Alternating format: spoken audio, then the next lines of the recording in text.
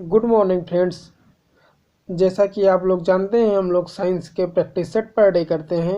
तो आज हम लोग सेट नंबर 3 की बात करते हैं, जो आपके एनटीपीसी एग्ज़ाम के लिए बहुत ही महत्वपूर्ण सेट होगा। यदि आपने सेट नंबर 1 और 2 नहीं देखा है तो आप उन दोनों सेट को ज़रूर देखें, जिसका लिंक वीडियो के डिस्क्रिप्शन बॉक्स में दिया हुआ है। ठीक, तो हम लोग सेट नंबर 3 के क्वेश्चन नंबर 1 के बारे में बात करते हैं। आपको क्वेश्चन नंबर 1 स्क्रीन पर दिख रहा होगा। समतल दर्पण में प्रतिबिंब होता है।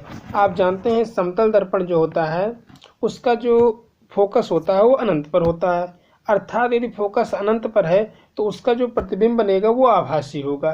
तो आपका 2 ऑप्शन कट गया, जो कि आपका वास्तविक पहला और दूसरा दिया था। और जो समतल दर्पण का प्रतिबिंब बनता है वो आभासी एवं सीधा बनता है, यानी ऑप्शन नंबर 3। इस क्वेश्चन का ऑप्शन नंबर 3 सही है। हम लोग नेक्स्ट क्वेश्चन के बारे में बात करते हैं। दूरबीन का आविष्कार किसने किया था? यानी दूरबीन जो है इसका आविष्कार किस वैज्ञानिक ने किया था? Option number 1 Galileo, option number 2 Gutenberg, option number 3 Edison या ऑप्शन नंबर 4 ग्राहम बेल।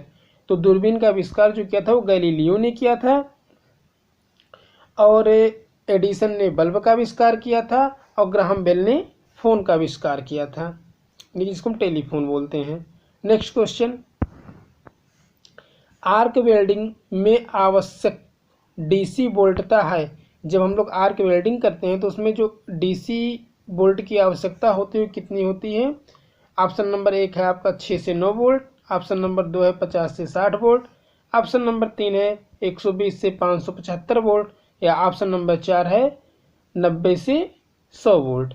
तो जब आर्क वेल्डिंग जो होता है उसमें हम लोगों को 120 से 575 वोल्ट डीसी की आवश्यकता होती है। इस तरीके आपका ऑप्शन नंबर 3 सही है। और आप लोग जानते हैं कि जो करंट होता है वो 2 तरह का होता है, एसी होता है, एक डीसी होता है। एसी करंट जो होता है पल्स के रूप में आगे बढ़ते हैं, और डीसी सीधे स्ट्रेट लाइन के रूप में आगे बढ़ती है। नेक्स्ट क्वेश्चन, चुंबकीय ध्रुव पर नमन कोण कितना होता है? तो जो चुंबकीय ध्रुव पर नमन कोण होता है, ऑप्शन नंबर 1 के बारे में हम लोग बात करें तो 0 डिग्री दिया है, option number 2 45 degree, option number 3 90 degree, option number 4 180 degree. तो आपका जो नमन कोण होता है उसका मान 90 डिग्री होता है। अब हम लोग जानते हैं नमन कोण कहते किसे हैं। पृथ्वी के चुंबकीय क्षेत्र की दिशा और क्षैतिज दिशा, पृथ्वी के चुंबकीय क्षेत्र की दिशा जो होगी और जो क्षैतिज दिशा होगी, उन दोनों के बीच जो कोण बनेगा उसी कोण को हम लोग नमन कोण बोलते हैं, जिसकी वैल्यू 90 डिग्री होती है।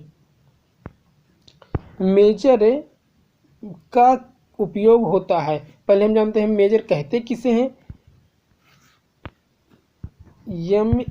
MASER, ठीक।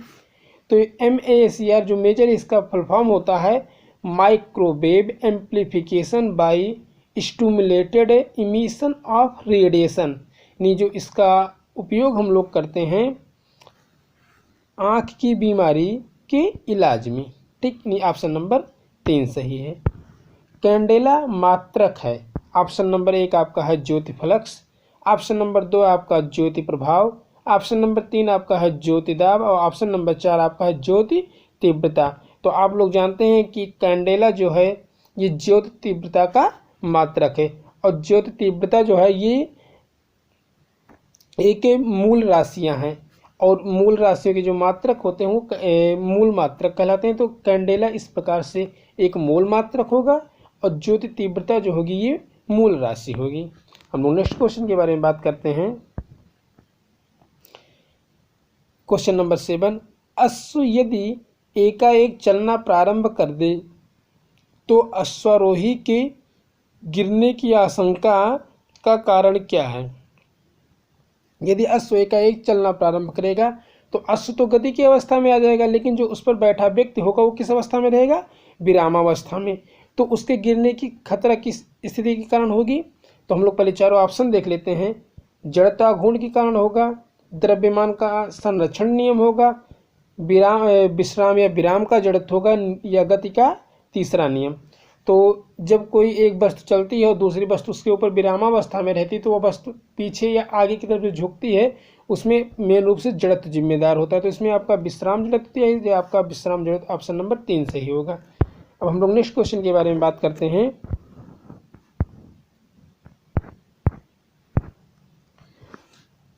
पृथ्वी का प्लायन वेग होता है ऑप्शन नंबर 1 11.2 किलोमीटर पर सेकेंड, ऑप्शन नंबर 2 18 किलोमीटर पर सेकेंड, ऑप्शन नंबर 3 21.8 किलोमीटर पर सेकेंड, या ऑप्शन नंबर 4 11.3 किलोमीटर पर सेकेंड। तो पृथ्वी पर जो वी का मान होता है, इसके वेलोसिटी होता है √2GRE होता है, 2GRE होता है। तो यदि इसको जब हम 2 का मान तो 2 ही रहेगा, जी का मान 9.8, RE का मान 6.4 × 10⁴ रख के जब हम इसको सॉल्व करेंगे तो इसकी वैल्यू आएगी 11.2 किलोमीटर पर सेकेंड, यानी आपका इसमें ऑप्शन नंबर 1 सही होगा। यदि यही बात हमसे बात करता है कि चंद्रमा पर किसी वस्तु का प्लायन वेग कितना होता है, तो चंद्रमा पर जो किसी वस्तु का प्लायन वेग होता है वो 2.38 किलोमीटर पर सेकेंड होता है। हम लोग नेक्स्ट क्वेश्चन के बारे में बात करते हैं। साबुन के बुलबुले के अंदर का दाब वायुमंडलीय दाब से ऑप्शन नंबर 1 अधिक होता है, ऑप्शन नंबर 2 कम होता है, ऑप्शन नंबर 3 आधा होता है, ऑप्शन नंबर 4 बराबर होता है। तो आप जानते हैं कि थोड़ी समय बाद यदि साबुन का बुलबुला बना है तो कुछ समय बाद वो फूट जाता है, तो उसके फूटने का कारण ही वायुमंडलीय दाब होता है। तो जो साबुन का बुलबुला होता है, बुलबुले के अंदर का दाब जो होता है ये वायुमंडलीय दाब से अधिक होता है, जिसके कारण जो साबुन का बुलबुला है वो फूट जाता है। तो क्या होगा, अधिक होता है, यानी ऑप्शन नंबर 1 सही है। तो नेक्स्ट क्वेश्चन के बारे में बात करते हैं। क्वेश्चन नंबर 10, इंद्रधनुष में रंगों का क्रम क्या होता है? तो आप लोग जो जानते हैं इंद्रधनुष में जो रंगों का क्रम होता है BIBGYOR, जिसको हम लोग विबग्योर के नाम से याद रखते हैं। Violet, indigo, blue, green, yellow, orange and red. Violet मतलब होता है बैगनी, और इंडिगो मतलब जामुनी, ब्लू मतलब नीला। तो आपका 3 ऑप्शन मिला चाहिए, बैगनी, जामुनी, नीला। बैगनी, जामुनी, नीला ऑप्शन नंबर 4 में है। बैगनी, जामुनी, पीला आ गया, ये गलत हो गया। बैगनी, लाल आ गया तो एकदम गलत हो गया। बैगनी, नीला, हरा, ये भी गलत हो गया। तो आपका क्वेश्चन नंबर इसमें ऑप्शन नंबर 4 सही है, जिसमें बैगनी, जामुनी, नीला, हरा, पीला, नारंगी और लाल है। ठीक, अब हम नेक्स्ट क्वेश्चन के बारे में बात करते हैं।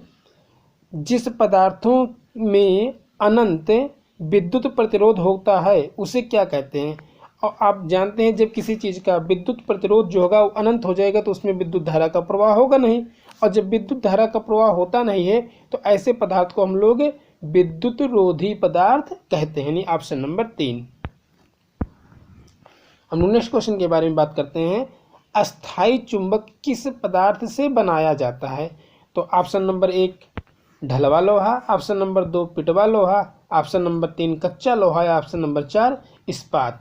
तो जो अस्थायी चुंबक होता है वो हम लोग इस्पात से बनाते हैं, ऑप्शन नंबर 4 सही इस क्वेश्चन का। हम लोग नेक्स्ट क्वेश्चन के बारे में बात करते हैं। सूर्य में ऊर्जा का निर्माण होता है, ऑप्शन नंबर 1 नाभिकीय विखंडन द्वारा, ऑप्शन नंबर 2 नाभिकीय संलयन द्वारा, ऑप्शन नंबर 3 ऑक्सीकरण द्वारा, ऑप्शन नंबर 4 अवकरण या इसको अपचयन भी बोलते हैं। ठीक, तो नाभिकीय विखंडन किसे कहते हैं? जब जब एक बड़ा नाभिक 2 छोटे छोटे नाभिकों में टूट जाता है तो उसे नाभिकीय विखंडन कहते हैं, और जब 2 छोटे छोटे नाभिक संलयित होकर एक बड़ा नाभिक बना लेते हैं तो उसे नाभिकीय संलयन कहते हैं। तो सूर्य में जो ऊर्जा का मुख्य कारण है वो नाभिकीय संलयन, ऑप्शन नंबर 2 सही है, क्योंकि इसमें 2 हाइड्रोजन नाभिक संयुक्त होकर एक हीलियम नाभिक बनाते हैं और ऊर्जा रिलीज करते हैं।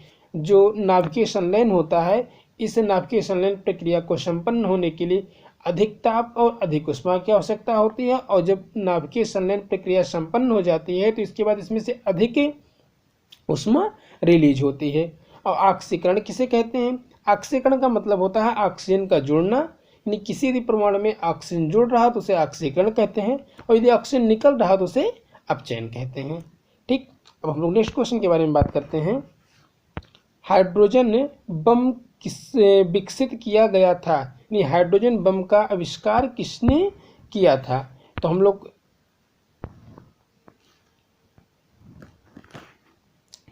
लोग ऑप्शन नंबर फर्स्ट की बात करते हैं। एडवर्ड टेलर के द्वारा, बर्नर ब्राउन द्वारा, जे रॉबर्ट ओपनहीमर द्वारा या सैमुअल कोहेन द्वारा। तो जो हाइड्रोजन बम था इसका आविष्कार, जो इसको विकसित किया गया था, एडवर्ड टेलर के द्वारा किया गया था। और आपका जो सैमुअल कोहेन है, इन्होंने न्यूट्रॉन बम को विकसित किया था।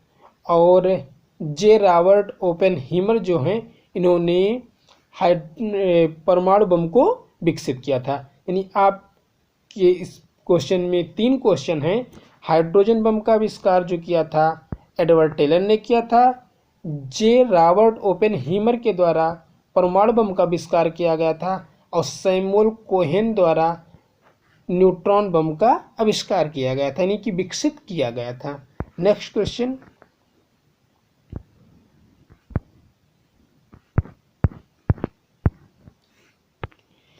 आपको क्वेश्चन दिख रहा होगा स्क्रीन पर। 5 ओम प्रतिरोध वाले एक परिपथ में यदि विद्युत धारा वृद्धि होती है तो वोल्टेज पर क्या प्रभाव पड़ेगा? आप लोग ओम का नियम याद करिए। ओम का नियम जो था V is directly proportional to I था। यही तो है ओम का नियम।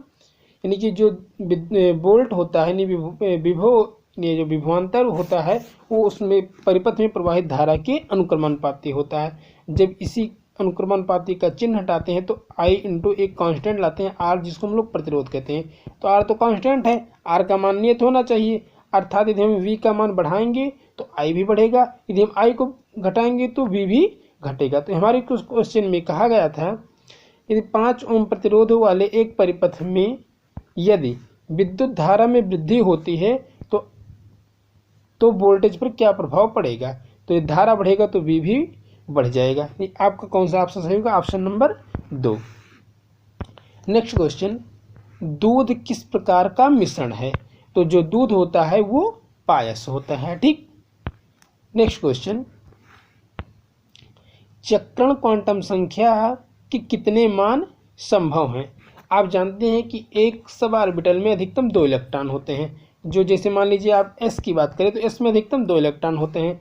एक इलेक्ट्रॉन की स्पिन ऊपर और एक इलेक्ट्रॉन की स्पिन नीचे होती है। इसलिए इस क्वेश्चन में पूछा गया था चक्रण क्वांटम संख्या के कितने मान संभव हैं। तो इसके केवल कितने मान संभव हैं? 2 मान संभव हैं। एक होगा +1/2 और एक होगा -1/2। -1/2। तो इसके केवल 2 मान संभव होंगे। 17 का ऑप्शन नंबर 2 सही है। हम लोग नेक्स्ट क्वेश्चन के बारे में बात करते हैं। निम्नलिखित में से किसमें हाइड्रोजन बॉन्ड पाया जाता है? यानी कि जल में पाया जाता है, DNA में पाया जाता है, या प्रोटीन में पाया जाता है? तो आपका ये इस क्वेश्चन का जो आंसर होगा, इसमें सभी में हाइड्रोजन बॉन्ड पाया जाता है। इन सभी में, जल में भी हाइड्रोजन बॉन्ड पाया जाता है, DNA में भी पाया जाता है और प्रोटीन में। इस प्रकार से आपका आंसर नंबर 4 सही होगा, उपयुक्त सभी में। यानी जिसमें भी NOF होते हैं, NOF, N मतलब नाइट्रोजन, O मतलब ऑक्सीजन, F मतलब फ्लोरीन, ये सब एक क्षीण बंध का निर्माण करते हैं, जिसको हम लोग हाइड्रोजन बॉन्ड कहते हैं। ठीक। हम लोग नेक्स्ट क्वेश्चन के बारे में बात करते हैं। रसायन उद्योग में कौन सा तेजाब का मूल रसायन माना जाता है? रासायनिक उद्योग में जो हम लोग तेजाब प्रयोग करते हैं उसका केमिकल फार्मूला क्या होता है? तो option number 1 H2CO3, option number 2 HNO3, option number 3 H2SO4 या ऑप्शन नंबर 4 HCl। तो जो तेजाब होता है उसका मेन फार्मूला H2SO4 होता है। H2SO4 यानी सल्फ्यूरिक एसिड को हम लोग ही तेजाब बोलते हैं। नेक्स्ट क्वेश्चन, सबसे कम आयनन विभव वाला तत्व है? Number 1 francium, number 2 caesium, number 3 fluorine और नंबर 4 इसमें से उपयुक्त में से कोई नहीं। तो जो सीजियम होता है इसका आयनन विभव सबसे अधिक होता है। Next question, Chile saltpetre का रासायनिक नाम क्या है? आप लोग इसके ऑप्शन ध्यान से देखिए। पोटेशियम नाइट्रेट, पोटेशियम नाइट्रेट यानी KNO3, sodium carbonate Na2CO3, sodium nitrate NaNO3 और सिल्वर नाइट्रेट AgNO3। तो जो आपका चिली साल्ट पीटर है इसी को हम लोग सोडियम नाइट्रेट बोलते हैं, इसलिए 21 नंबर क्वेश्चन का ऑप्शन नंबर 3 सही होगा, जो कि सोडियम नाइट्रेट होगा, जिसका केमिकल फार्मूला जो होता है NaNO3 होता है, NO3। कितनी बात समझ में आ गई? अब हम लोग नेक्स्ट क्वेश्चन के बारे में बात करते हैं।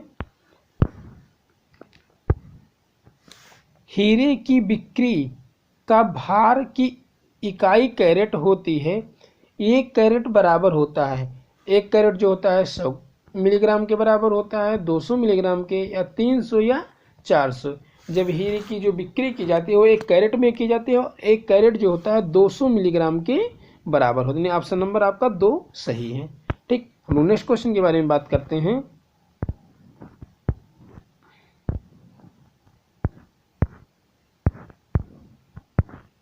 क्वेश्चन नंबर 23, AB रक्त समूह में डैश, पहला ऑप्शन क्या दिए हैं? एंटीजन नहीं रहते हैं। ऑप्शन नंबर 2 एंटीबॉडी नहीं रहते हैं। ऑप्शन नंबर 3 ना तो एंटीजन और नहीं एंटीबॉडी पाए जाते हैं। एंटीजन तथा एंटीबॉडी दोनों पाए जाते हैं। जो AB रक्त समूह हमारा होता है उसमें एंटीजन होते हैं परंतु एंटीबॉडी नहीं होती है। तो एंटीबॉडी नहीं होती है तो इस तरह से एंटीबॉडी नहीं होती है, आपका ऑप्शन नंबर 2 सही होगा। ठीक, हम लोग नेक्स्ट क्वेश्चन के बारे में बात करते हैं। निम्नलिखित में से कौन सा तत्व पौधों के विकास के लिए आवश्यक नहीं होता है? जो पौधों के विकास के लिए आवश्यक तत्व होता है उसके बारे में हम लोग देख लेते हैं। सबसे पहले NPK, ये पौधों के विकास के लिए अति आवश्यक तत्व होते हैं। N मतलब नाइट्रोजन, P मतलब फास्फोरस, K मतलब पोटेशियम। और पौधों के विकास के लिए टोटल 16 तत्वों की आवश्यकता होती है। ये आपसे संख्या में क्वेश्चन पूछा जा सकता है कि पौधों के विकास के लिए कुल कितने तत्वों की आवश्यकता होती है। तो पौधों के विकास के लिए कुल 16 तत्वों की आवश्यकता होती है, लेकिन उसमें आपका सोडियम नहीं है, इसलिए आपका इस क्वेश्चन का सही आंसर होगा सोडियम, क्योंकि आपसे पूछ रहा था कि कौन से तत्व की आवश्यकता नहीं होती है। तो ऑप्शन नंबर 1 सोडियम की आवश्यकता नहीं होती है। बाकी पोटेशियम, कैल्शियम और मैग्नीशियम तीनों की आवश्यकता होती है। क्वेश्चन नंबर 25 बहुत ही इंटरेस्टिंग क्वेश्चन है। मानव मस्तिष्क का वजन कितना होता है? आप लोग या हम सभी लोग जो पढ़े हैं, जो मानव मस्तिष्क का वजन होता है 1350 cc होता है, यानी 1350 सेंटीमीटर क्यूब होता है। लेकिन अब इसमें क्या दे दिया? शरीर के कुल वजन का 2%, शरीर के कुल वजन का लगभग 8%, शरीर के कुल वजन का लगभग 12%, शरीर के कुल वजन का लगभग 15%। तो मानव मस्तिष्क का जो भार होता है शरीर के कुल वजन का लगभग 2% होता है, और जो मानव शरीर के अंदर ब्लड की मात्रा होती है वो लगभग 6 से 7% होती है। मानव के शरीर के वेट का, शरीर के वजन का लगभग 6 से 7% ब्लड की मात्रा होती है। क्वेश्चन नंबर 26, निम्नलिखित में से कौन सा हार्मोन स्तन ग्रंथियों से दुग्ध का स्राव होने में भूमिका निभाता है? नंबर 1 एड्रेनलिन हार्मोन्स, या थायरॉक्सिन, या ऑक्सीटोसिन, या प्रोजेस्टेरॉन। जो मिल्क के सिक्रीशन अर्थात दूध के स्राव के लिए जिम्मेदार होता है वो ऑक्सीटोसिन होता है। और इसमें जो आपका एड्रेनलिन हार्मोन्स है ये आपका जब आप उत्तेजना में होते हैं या किसी परेशानी में होते हैं या तो आपके एड्रेनल ग्लैंड से एड्रेनल हार्मोन सिक्रेट होता है जो आपके शरीर को नॉर्मल करता है। और थायरॉक्सिन हार्मोन जो होता है गले में जो थायराइड ग्लैंड स्थित होती है, यानी थायराइड ग्रंथि स्थित होती है, उससे थायरॉक्सिन हार्मोन स्रावित होता है, जिसका मुख्य घटक आयोडीन होता है। और प्रोजेस्टेरॉन जो होता है ये स्त्रियों के लिए का जो हार्मोन, स्त्रियों का हार्मोन्स है।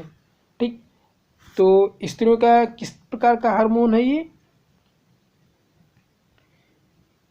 ये स्त्रियों के गर्भ से संबंधित होता है। जो प्रोजेस्टेरॉन हार्मोन होता है स्त्रियों के गर्भ से संबंधित होता है। नेक्स्ट क्वेश्चन, पोलियो वैक्सीन की खोज किसके द्वारा की गई थी? तो पोलियो वैक्सीन की खोज किसके द्वारा की गई थी? ऑप्शन नंबर 1 क्या है? Isaac Newton. Option number 2 Albert Einstein. Option number 3 Jonas Salk. या ऑप्शन नंबर 4 मैरी क्यूरी। तो ऑप्शन नंबर 3 आपका सही है, जोनास साल्क के द्वारा पोलियो के वैक्सीन का खोज किया गया था।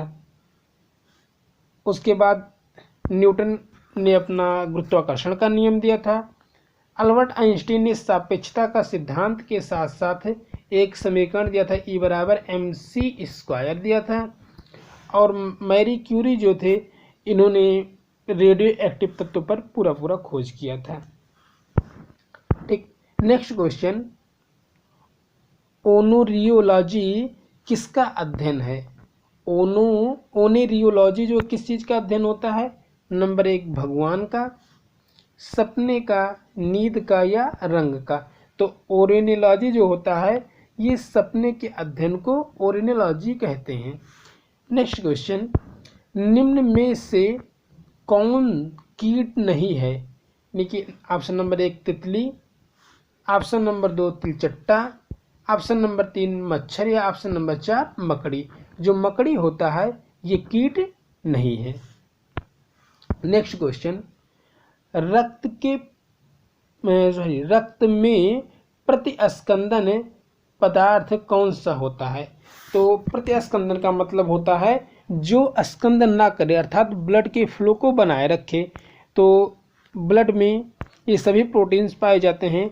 नंबर 1 फाइब्रिनोजन है, नंबर 2 आपका हिपेरिन है, और नंबर 3 जो है इसको थ्रोम्बिन या प्रोथ्रोम्बिन भी लिखा मिलेगा तो कोई दिक्कत नहीं, दोनों नाम इसी का है। और नंबर 4 जो है ग्लोबिन है। तो आपका इसमें जो 2 ऑप्शन दिया है फाइब्रिनोजन और प्रोथ्रोम्बिन जो होता है ये आपका ब्लड क्लॉटिंग के लिए जिम्मेदार होता है, यानी कि जब कहीं कट जाता है तो प्रोथ्रोम्बिन और फाइब्रिनोजन जो प्रोटीन्स जो हैं ये हमारे उस ब्लड को क्लॉट कर देते हैं, अर्थात ब्लड का वहाँ थक्का जमा देते हैं जिससे खून का बहना बंद हो जाता है। और हिपेरिन जो प्रोटीन है ये हमारे ब्लड का फ्लो बनाए रखता है। तो इस क्वेश्चन में पूछा गया था रक्त के प्रतिस्पंदन पदार्थ कौन सा है? तो हिपेरिन जो है रक्त का प्रतिस्पंदन पदार्थ है। ठीक दोस्तों, आगे हम लोग फिर कल सेट नंबर 4 में मिलेंगे, तब तक के लिए धन्यवाद।